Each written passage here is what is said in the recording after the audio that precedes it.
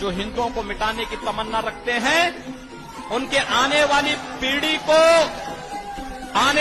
पीढ़ी को कहीं रिक्शा चलाना पड़ेगा और कहीं पर हिंदुओं के मजबूर होना पड़ेगा।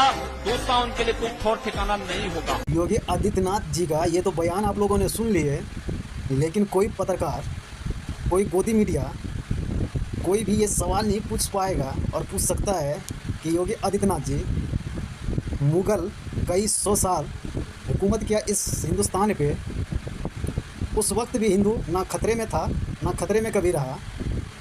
अंग्रेज भी आए, अंग्रेज ने भी कई सौ साल हुकूमत की इस हिंदुस्तान पे, तब भी हिंदू खतरे में नहीं था और खतरे में नहीं आया। कांग्रेस 70 साल हुकूमत की, तब भी हिंदू खतरे में नहीं था और खतरे में कभी नहीं आया। लेकिन एक बात समझ में नहीं आता योगी आदित्यनाथ जी कि 14 के बाद जब से बीजेपी का सरकार बना है, आप जैसे मुख्यमंत्री बना है, मोदी जी की तरह नेता जब से प्रधानमंत्री बना है, अमित शाह के जैसा नेता जब से गृह मंत्री बना है, तब से 14 के बाद से हिंदू खतरे में कैसे आ गया। सवाल सिर्फ इतना सा है कि प्रधानमंत्री हिंदू, हर राज्य के मुख्यमंत्री हिंदू, गृह मंत्री हिंदू, राष्ट्रपति हिंदू, शिक्षा मंत्री हिंदू, विदेश मंत्री हिंदू, सबका सब हिंदू। लेकिन हिंदू होने के बाद अगर हिंदू खतरे में है, मोदी जी, योगी जी, अगर हिंदू सरकार होने के बाद अगर हिंदू खतरे में है योगी आदित्यनाथ जी, तो आप लोग इस्तीफ़ा क्यों नहीं दे देते? किसी मुसलमान को बना दो ताकि ये हिंदू खतरे से बाहर हो जाए और मुसलमान खतरे में आ जाए। योगी आदित्यनाथ जी, अंग्रेज आया हुकूमत करके चला गया, मुग़ल आया हुकूमत करके चला गया, कांग्रेस आया हुकूमत करके साइड पकड़ लिया, तब तक यूपी जो आपकी राज है, बीफ के मामले में आपको पता होगा कि कितने नंबर पे था।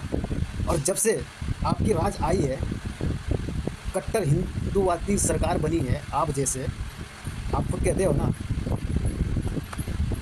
गाय को माता का हमारा है, गाय नहीं कटने देंगे, गाय नहीं बचने देंगे। लेकिन योगी आदित्यनाथ जी उसी उत्तर प्रदेश बीफ के मामले में नंबर 1 पे चल रहा है अभी भारत। अब इसके बारे में क्या कहोगे?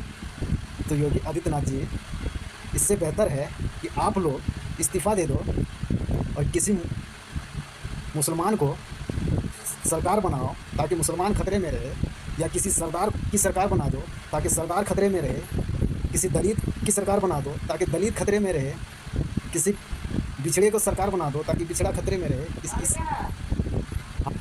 किसी जैन की सरकार बना दो ताकि जैन खतरे में रहे, किसी ईसाई की सरकार बना दो ताकि ईसाई खतरे में रहे। मतलब कि अपने धर्म को छोड़ के अपने अनभक्त लोगों को बचाने के लिए साहब दूसरे की सरकार बना दो ताकि दूसरे धर्म खतरे में रहे। मैं नहीं चाहता योगी आदित्यनाथ जी कि आपका धर्म खतरे में कभी आए, आपका धर्म कोई मिटाने की बात कहे, आपका धर्म मिटने के कगार पे आए। समझ रहे हैं साहब? या इसकी कुछ उलट बात है साहब। सोचने वाले पब्लिक ये कभी सोच नहीं सकता ज़िंदगी में, जिसकी सरकार हो वो अगर ये बात कहे कि हमारा आदमी खतरे में है, जिसकी सरकार हो वो ये बात कहे कि हमारा धर्म खतरे में है, जिसकी सरकार हो वो ये कहे कि हमारे धर्म को मिटाया जा रहा है, जिसकी सरकार हो वो ये कहे कि हमारा धर्म मिटने वाला है। क्या कहोगे ऐसे सरकार को? तो इससे यही साबित होता है साहब, ना धर्म खतरे में है, ना धर्मशाला खतरे में है, ना देश खतरे में है, ना देशवासी खतरे में है। खतरे में बैठे हुए सरकार खतरे में है, खतरे में वो नेता खतरे में है जो इस वक्त कुर्सी पे बैठा हुआ है। बस खतरे में सिर्फ वो ही लोग खतरे में हैं, इसके अलावा कोई खतरे में नहीं है। जिस दिन ये सरकार हटेगी, उस दिन से फिर से हिंदुस्तान कहलाएगा। और वो हिंदुस्तान, जिस हिंदुस्तान के बारे में कहा जाता था कि इस मिट्टी में सोना उगलती है, इस मिट्टी को लोग चूमते हैं, वो वक्त फिर से दोहराया जाएगा। क्या कहना चाहोगे ऐसे लोगों के बारे में? अपने राय कमेंट बॉक्स में ज़रूर देके जाइएगा। और अफसोस है मुझे ऐसे लोगों पे, जिसके पास सब कुछ का हुकूमत है, फिर भी जनता को, अपने लोगों को, अपने धर्म के लोगों को ये कहता फिरता है कि खतरे में हो। अफसोस है मुझे इस बात पर। अंग्रेज़ था तभी खतरे में नहीं था, मुग़ल था तभी खतरे में नहीं था, कांग्रेस था तभी खतरे में नहीं था। क्या कहोगे? सोचने वाली बात है। और सोच के देखो कि खतरे में आखिर है कौन? खतरे में सिर्फ ये कुर्सी है। खतरे में सिर्फ ये कुर्सी है, और इस कुर्सी के लिए किसी को भी खतरा बता सकता है, किसी को भी खतरे में आ जाओगे ये कह सकता है। अफसोस होता है मुझे। वो सलीम करके इधर काम करना नहीं चाहिए। हमारे लेडीज का भी सेफ्टी मुझे इतना इम्पोर्टेंट है जितना ये काम इम्पोर्टेंट है। वो सलीम बिलीम कोई इधर दिखना नहीं चाहिए काम करते समय। आया समझ में? दिखना नहीं चाहिए यहाँ पे।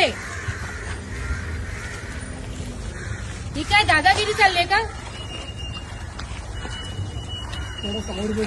तर या गोष्टी लक्षात ठेवल्या पाहिजे। हे लेबर अशा पद्धतीने जर बायकांना छेडछाणी करत असतील ना तर ऐकून घेणार नाही हा।